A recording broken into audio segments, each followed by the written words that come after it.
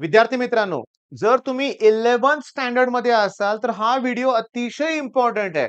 Warning आहे तुमच्यासाठी. अतिशय महत्त्वाचा संदेश आहे. व्हिडिओ शेवटपर्यंत बघा.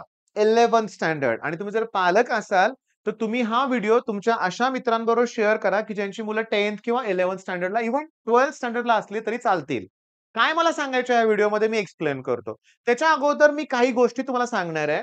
तर एक माझा स्टुडंट होता लास्ट इयर. त्याला सीईटी मध्ये आउट ऑफ 200 फक्त 84 मार्क्स आहेत.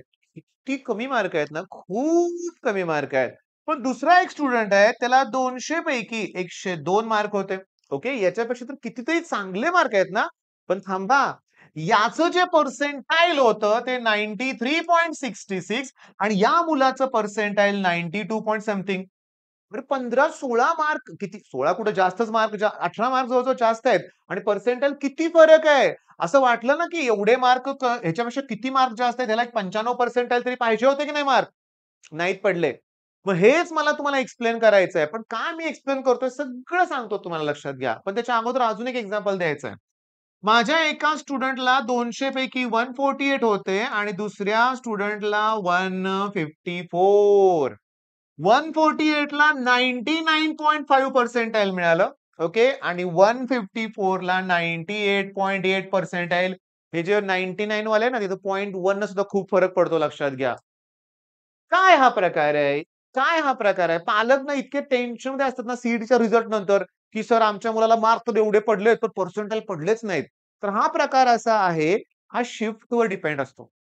जर अवघड शिफ्ट असेल, तर कमी मार्काला सुद्धा जास्त पर्सेंटाइल येतायत आणि सोपी शिफ्ट असेल, तर जास्त मार्काला सुद्धा कमी पर्सेंटाइल येतायत. मग यात एवढं वॉर्निंग देण्यासारखं काय आहे? आता मेन मुद्द्याला मी हात लावतोय. गेल्या आठवड्यापासून ना जोरात तयारी सुरू आहे सीईटी सेलकडून की 2 शिफ्ट घ्यायच्या आहेत. याच वर्षीची मुलं आहेत ना 12वी ला त्यांच्यावरतीच प्रयोग चाललाय की नाही आत्ताच घेऊया. जानेवारीत तर जानेवारीत घेऊया, नाहीतर मार्चमध्ये 2 अटेम्प्ट घेऊया. 2 घेऊयाच. हायर लेव्हलला प्लॅनिंग चाललंय. ओके. म्हणजे याचा अर्थ या वर्षीच्या बॅचला तळ्यात-मळ्यात जरी असलं, जर तुम्ही आता 11वीत आहात ना, नेक्स्ट इयर तुम्हाला 2 अटेम्प्ट आहेतच. आहेतच. मग यात वॉर्निंग काय सांगतो. जेव्हा तुमचा फर्स्ट अटेम्प्ट येणार आहे ना, तो सीईटी सेलला डिसेंबरमध्येच घ्यावा लागेल. का? जानेवारीत जेईई असते. जेईईचा पहिला अटेम्प्ट असतो आणि त्यांची पण ऑनलाईन एक्झाम असते, आपली पण ऑनलाईन एक्झाम असते. सेंटर तर अवेलेबल व्हायला नकोत का? त्याच्यामुळं जेईई जानेवारी महिन्यात जर जेईई जाणार असेल, तर आपली डिसेंबरच्या एंडला आणि जानेवारीच्या पहिल्या 10 दिवसात सीईटी होणार. सांगतो, मुलं अभ्यासच करत नाहीत. पहिल्या अटेम्प्टला निवांत राहतात. त्यामुळे मला तुम्हाला आता एक म्हणतो ना, एक अतिशय हिंट द्यायची आहे, अतिशय महत्त्वाची गोष्ट सांगायची आहे. जर तुम्ही पहिल्याच अटेम्प्टला जीव तोडून प्रयत्न केला, सिलेबस कंप्लीट करून, अभ्यास करून चांगल्या सीईटीचा पेपर तो अटेम्प्ट केला, तर कमी मार्काला सुद्धा हायर पर्सेंटाइल येणार तुमचं. पण होणार काय? आता मेन वॉर्निंगचा पॉइंट स्टार्ट होतोय. डिसेंबर नंतर जेईईचा पहिला अटेम्प्ट येणार. ओके. आणि आता ऐका मी तुम्हाला सांगतो. जेईई मध्ये जे टॉपर असतात ना, ते पहिल्या अटेम्प्ट नंतर त्यातले 99% टॉपर सीईटीकडे शिफ्ट होतातच बाळांनो. त्यामुळे आपल्या सीईटीच्या सेकंड अटेम्प्टला ही जेईई देणारी मुलं पण आपल्या बरोबर होणार आहेत आणि आपण पण असणार आहे. त्यामुळे सेकंड अटेम्प्टला जास्त मार्क मिळून पण पर्सेंटाइल कमी येणार. ही काळ्या दगडावरची रेखा आहे लक्षात घ्या. मग तुम्ही आता 11वीत आहात ना, मग आत्ताच प्लॅन करूया ना. काय प्लॅन करायचंय मी सांगतो. आपली जी सह्याद्री 2027 बॅच आहे, आपल्या प्ले स्टोअर वरून ॲप्लिकेशन डाउनलोड करा. 11वीच्या मुलांसाठी ती बॅच आहे. त्या बॅचला मी 1 जानेवारी तुमच्या लक्षात येतंय का बघा मी तुम्हाला सांगतो. 1 जानेवारी तेही 2026 लाच 12th स्टँडर्ड स्टार्ट करणार. 1 जानेवारीलाच. यावर्षी आम्ही एप्रिल-मे मध्ये सुरू केलंय, तर आता डिसेंबरपर्यंत पोर्शन संपेल. पण पुढल्या वर्षी माझं टार्गेट आहे दिवाळीपर्यंत संपवायचा.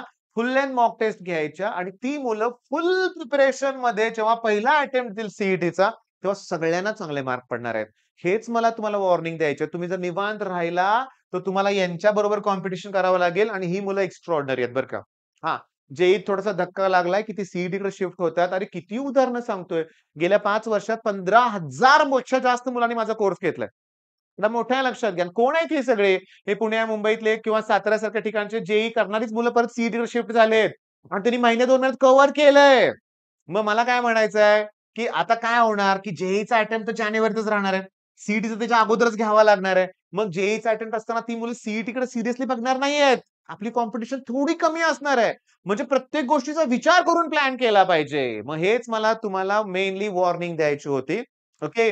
व्हिडिओ अतिशय इम्पोर्टंट आहे. तुमच्या 11वीतल्या मित्रांच्यावर शेअर केलाच पाहिजे, तुम्ही लक्षात घ्या, केलाच पाहिजे. आणि कसला विचार करताय, जोरात अभ्यास करायचा आहे आणि क्लिअरली सांगतो, आपलं हे चॅनल आहे ना, ह्याच्यात तुम्हाला मेनली 12चा कंटेंट सगळा मिळतोय. जुने व्हिडिओ, नवीन व्हिडिओ बघा, प्लेलिस्ट चेक करा. खूप कंटेंट अवेलेबल आहे. मग चॅनलला सबस्क्राईब न करता जाऊ नका.